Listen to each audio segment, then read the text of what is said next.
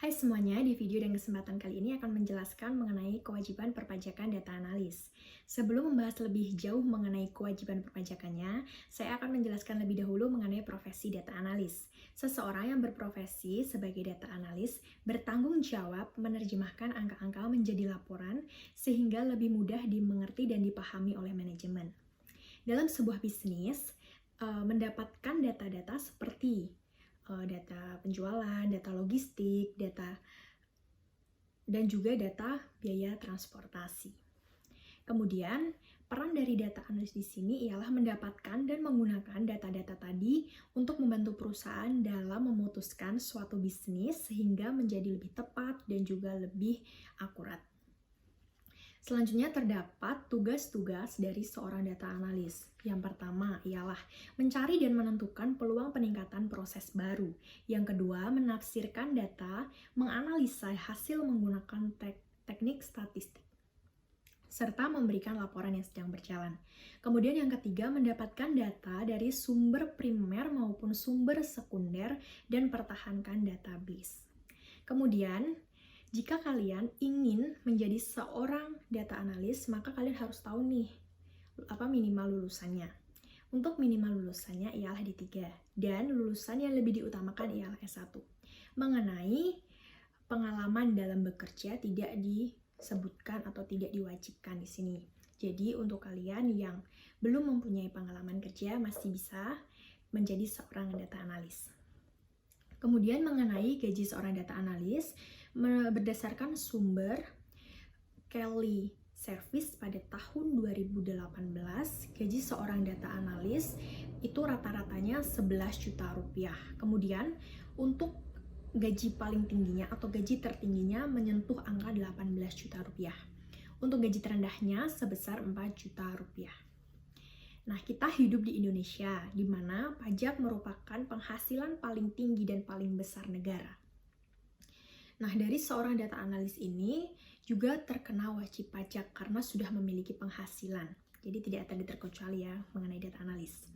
Kemudian di sini saya akan menjelaskan sedikit mengenai pengertian pajak maupun fungsi dari pajak. Pengertian pajak ialah kontribusi wajib yang dibayarkan oleh wajib pajak kepada negara. Di sini dalam membayarkan pajak, wajib pajak tidak langsung mendapatkan imbalan dari negara. Pajak di sini bersifat memaksa, artinya semua orang yang sudah wajib pajak atau sudah dibebani pajak, maka dia memiliki kewajiban untuk membayarkannya kepada negara. Kemudian, iuran pajak ini nanti digunakan untuk kepentingan negara dan sebesar-besarnya untuk kepentingan masyarakat. Lalu terdapat 4 fungsi pajak. Yang pertama adalah fungsi anggaran atau fungsi budgeter. Pajak di sini merupakan sumber pendapatan negara untuk menyeimbangkan pendapatan dan pengeluaran negara. Yang kedua ada fungsi mengatur atau fungsi regulasi. Pajak di sini berfungsi menghambat laju inflasi maupun digunakan sebagai alat untuk mendorong kegiatan ekspor. Kemudian yang ketiga ada fungsi pemerataan atau pajak distribusi. Nah, pajak di sini untuk menyesuaikan serta menyeimbangkan antara pembagian pendapatan dengan kesejahteraan masyarakat.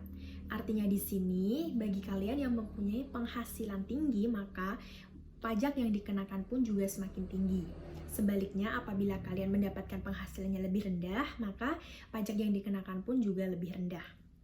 Lalu yang terakhir atau yang keempat ialah fungsi stabilisasi. Pajak di sini berfungsi menstabilkan kondisi dan keadaan perekonomian yang sedang berjalan. Nah, untuk seorang yang berprofesi sebagai data analis tentu juga menjadi wajib pajak atau wajib membayarkan pajak.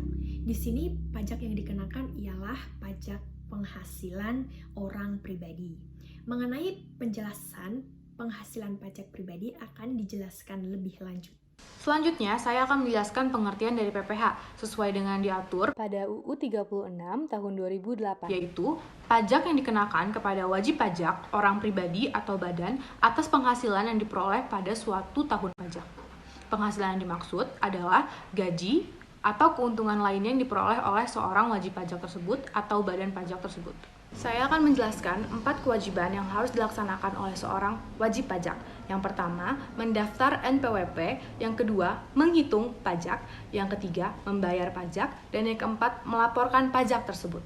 Kewajiban yang pertama sesuai dengan pasal 2 angka 1 pada UU nomor 28 tahun 2007, di mana wajib pajak yang sudah memenuhi persyaratan baik itu subjektif maupun objektif sesuai dengan perundang-undangan, wajib mendaftarkan diri pada kantor Direktorat Jenderal Pajak dan akan diberikan kepadanya NPWP. Setiap wajib pajak tentunya harus mengetahui berapa besaran pajak yang harus dia bayar. Maka dari itu, kewajiban yang kedua yaitu menghitung pajak. Wajib pajak dapat melakukan pengisian formulir, yaitu formulir 1770SS dan 1770S. Setelah mengetahui besaran pajak yang harus dibayarkan oleh wajib pajak tentunya harus membayar pajak tersebut. Seperti contohnya PPh 21 yang diatur oleh UU nomor 36 tahun 2008.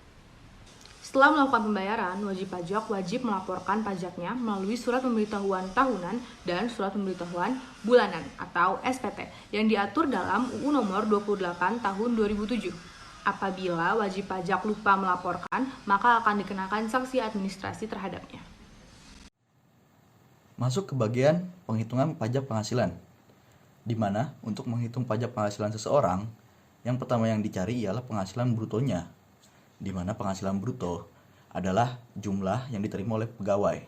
Setelah mendapatkan penghasilan bruto, barulah kita mencari penghasilan neto, di mana penghasilan bruto dikurangi dengan pengeluaran pegawai. Setelah penghasilan neto didapatkan, barulah kita mencari PTKP-nya. Setelah mendapatkan PTKP-nya, lalu dikurangi penghasilan neto dengan PTKP-nya, dan dapatlah penghasilan kena pajak 1 tahun.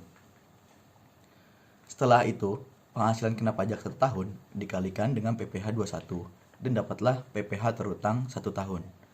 Masuk ke dalam contoh soal, diketahui gaji seseorang ialah Rp11.500.000. Lalu tunjangan transport Rp2.500.000.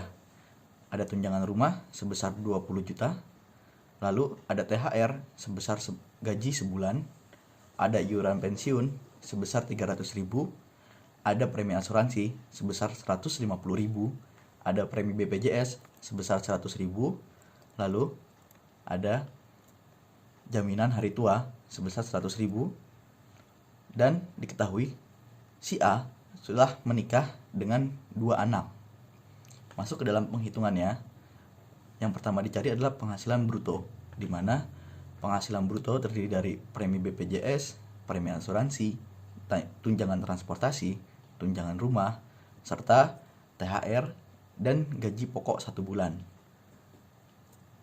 Premi BPJS sebesar 100.000, premi asuransi sebesar 150.000, tunjangan transportasi sebesar 2.500.000, tunjangan rumah 20 juta, THR 11.500.000, gaji pokok 11.500.000. Setelah ditambahkan semua, dapatlah penghasilan bruto sebulan sebesar 45.750.000. Setelah penghasilan bruto didapatkan, marilah kita mencari penghasilan neto, di mana penghasilan neto itu ada biaya jabatan.